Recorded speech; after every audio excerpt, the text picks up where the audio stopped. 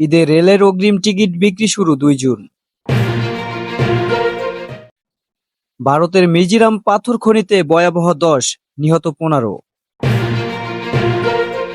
বেনজিয়াম আহমেদকে জিজ্ঞাসাবাদের জন্য ডাকল দুদক। এমপি আনাস হত্যার ফরেনসিকে পাঠানো হলো উদ্ধারকৃত মাংসের টুকরো। পাকিস্তানের তাপমাত্রা বাড়ল ৫২ ডিগ্রি সেলসিয়াস।